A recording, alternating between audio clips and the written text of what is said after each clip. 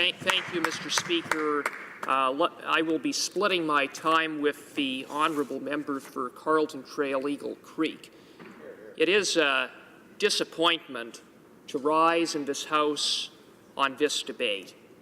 It is disappointing that we have a Minister of National Defence who has been less than straightforward with the truth. A minister who fabricated something of significance. And that fabrication was the role that the minister played in one of the largest military operations in Canadian history. And as a result of that fabrication, Mr. Speaker, the Minister of National Defence has dishonoured the brave men and women of the Canadian Armed Forces. What is all the more disappointing is that the minister who did this is someone who has served with distinction, who has a service record that is a distinguished one. The minister served his community of Vancouver as a member of the Vancouver Police Department. He served Canada as a member of the Canadian Armed Forces, where he served overseas on 4 occasions, including 3 times to Afghanistan. Mr. Speaker, the service of the Minister of National Defence is not in question by any member of this House. And indeed, the minister has every right to be proud of his record of service as a member of the Canadian Armed Forces. The issue, however, today is not about the minister's past service to country, but about his recent actions as a Liberal politician.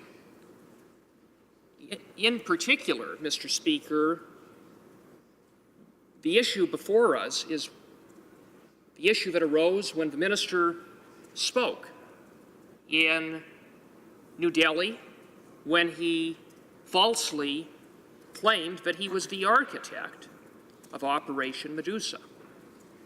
Now, Mr. Speaker, it's true that the minister played a role in Operation Medusa, and indeed several members of the Canadian Armed Forces in senior ranks have credited the minister for the leadership that he provided and the service that he played in Operation Medusa. But architect of Operation Medusa, the minister was not. Mr. Speaker, what's worse is that this is not the first time that the minister has misrepresented his role in Operation Medusa.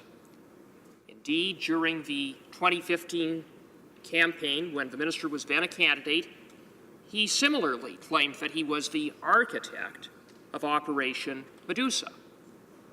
And Mr. Speaker, when the minister was called upon it at that time, instead of owning up to the fact that he had misrepresented the facts, instead of apologizing, he tried to claim that really all he was doing was quoting something that General Vance had coined.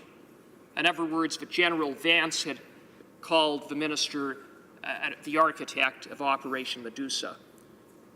The only problem with the minister's statement was that General Vance did not take command in Afghanistan until 2009, 3 years after Operation Medusa ceased. Mr. Speaker, the Minister of Defense says that what he said was a mistake.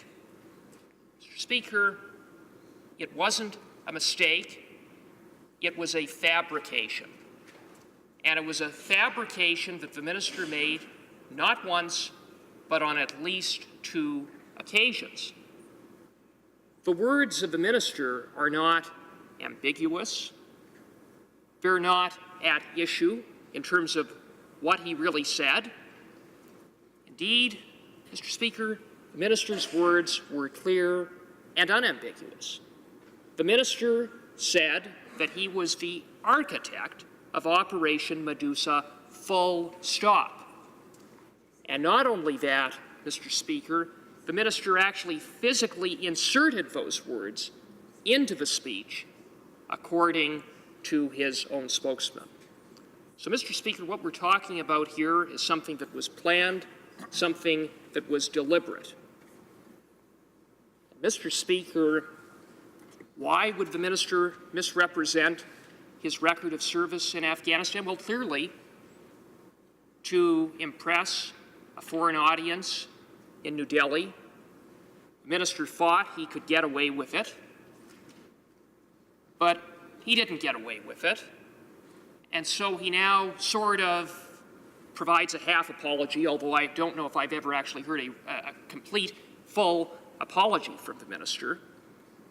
Mr. Speaker, I say that that isn't good enough. It isn't good enough for the brave men and women of the Canadian Armed Forces. Men and women of the Canadian Armed Forces every day are expected to adhere to the highest standards of excellence. They should expect no less from the Minister of National Defence, who is charged with leading them, Mr. Speaker. Mr. Speaker, what Minister of National Defence did cannot be minimized, the seriousness of what he did. Mr. Speaker, we're talking about one of the largest military operations in Canadian history that the minister claimed he was the architect of. We're talking about the second largest NATO operation since the Korean War. It was an operation that involved the service and sacrifice of hundreds of Canadian soldiers, service and sacrifice that the minister has taken credit for. Mr. Speaker, there is a term for what the minister did, and that term is called stolen valor. Mr. Speaker, the fundamental values of the Canadian Armed Forces include duty, integrity, loyalty, and courage. The actions of the minister, Mr. Speaker, are the antithesis of those fundamental values of the Canadian Armed Forces. And moreover, Mr. Speaker, they are in contravention of the Code of Values of the Canadian Armed Forces, the Code of Values and Ethics. Mr. Speaker, they would be subject to sanction, in fact, under Section 129 of the Code of Service Discipline.